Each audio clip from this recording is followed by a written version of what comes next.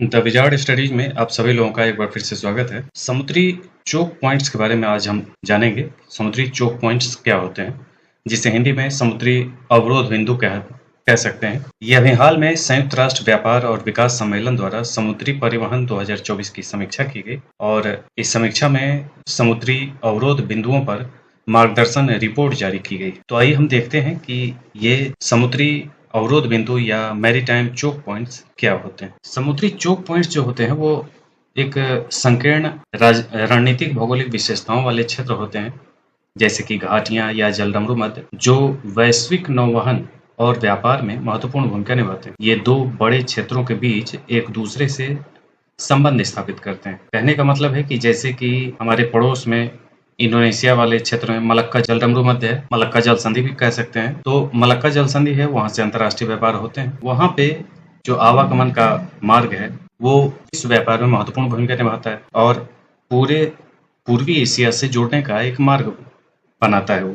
तो वो जो क्षेत्र होगा उसे हम समुद्री चोक पॉइंट्स या समुद्री अवरोध बिंदु कह सकते हैं। वहाँ कई तरीके से आवागमन में जिनका अधिकार क्षेत्र है वो उस पर एक व्यवधान पैदा कर सकते हैं, वो वहाँ पे टैक्स लगा सकते हैं, यानी कि हर तरीके से वो एक अवरोध का पॉइंट बनता है। इन्हें ही समुद्री चोक पॉइंट्स कहते हैं। इसका महत्व ये है कि ये कनेक्टिविटी प्रदान करते हैं। जैसे स्वेज नहर भूमध्य सागर को लाल सागर से जोड़ती है, जिससे यूरोप और एशिया के बीच व्यापार में सुविधा होती है। ये ऊर्जा सुरक्षा भी देते हैं, जैसे फारस की खाड़ी को ओमान की खाड़ी और अरब सागर से जोड़ने वाला होर्मुज जल संधि वैश्विक पेट्रोलियम परिवहन के लिए महत्वपूर्ण है। इसमें व्यवधान का कारण क्या हो रहा है, तो जलवायु परिवर्तन के कारण जल स्तर में कमी से पनामा नहर जैसी नहरें जो हैं वो प्रभावित हो सकती हैं, जो प्रशांत और अटलांटिक महासागरों को जोड़ती हैं। यमन के जो हौथी विद्रोही द्वारा बाब अल मंदेब जलडमरू मध्य में किए गए हमले जैसे संघर्ष नौवहन और व्यापार को बाधित कर सकते हैं। इस व्यवधान का प्रभाव क्या होगा इसे भी समझ लें। तो व्यवधान में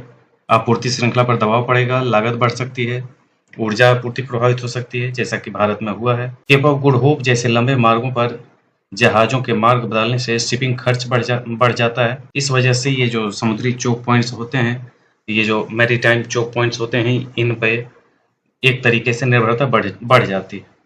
और ये निर्भरता बढ़ने का ही ये जो हौथी टाइप के जो विद्रोही संगठन है या सोमालिया के जो लुटेरे हैं, वो सब इन्हीं सारे चोक पॉइंट्स पे ही हमला करते हैं, क्योंकि वहाँ से लगातार कोई ना कोई ऐसा देश व्यापार कर रहा होता है, अंतर्राष्ट्रीय व्यापार में अपना कार्य कर रहा होता है, तो वहाँ वो उसे कब्जे में ले लेते हैं और ढेरों प्रकार की घटनाएं ऐसी देखी गई हैं। अभी हाल में कई घटनाएं बढ़ी हुई हैं। विश्व के जो महत्वपूर्ण चोक पॉइंट्स हैं उसमें आप देख रहे हैं कि यहाँ ये पनामा नहर है, यहाँ ये डेनिश जल संधि है, यहाँ तुर्की के आसपास जल संधि वाला क्षेत्र है जिसे काला सागर से जोड़ते हैं। उसके बाद स्वेज कैनाल है जो जोड़ता है भूमध्य सागर को लाल सागर से जोड़ता है।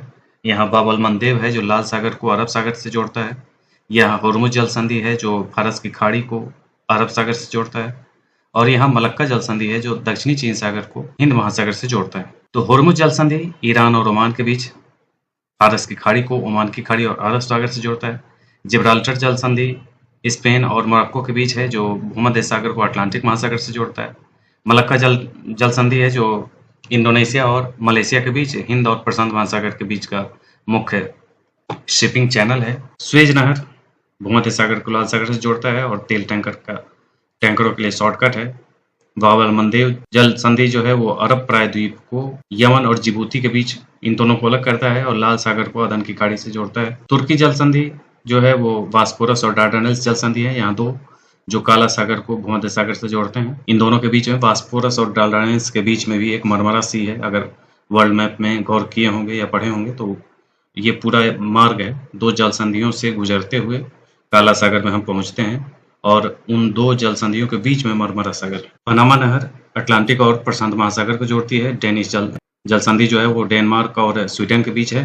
सुमेध पाइपलाइन जो है वो स्वेज भूमध्य सागरीय पाइप का सबसे महत्वपूर्ण विकल्प जो स्वेज की खाड़ी से भूमध्य सागर तक जाती है। तो ये सब दुनिया के महत्वपूर्ण चोक पॉइंट्स हैं जिसको आपको याद रखना चाहिए, क्योंकि अभी ये अंतर्राष्ट्रीय स्तर पर ये सारे चोक पॉइंट्स पे एक अंतर्राष्ट्रीय रिपोर्ट जारी की गई है और वो सारी रिपोर्ट जब हमारे बीच आएगा तो उसे लेकर के भी हम उपस्थित होंगे वर्तमान में यही है कि उस पे जो खतरे लगातार बढ़ते जा रहे हैं, लगातार ढेरों प्रकार के अवरोध पैदा हो रहे हैं, उसको लेकर के अंतर्राष्ट्रीय स्तर पर कोई कदम बहुत जल्द उठाया जाएगा। तो ये था आज का समुद्री अवरोध बिंदु या मैरीटाइम चोक पॉइंट्स। इसी ढंग के अन्य अपडेट के साथ हम फिर उपस्थित होंगे। आज के लिए इतना ही। धन्यवाद।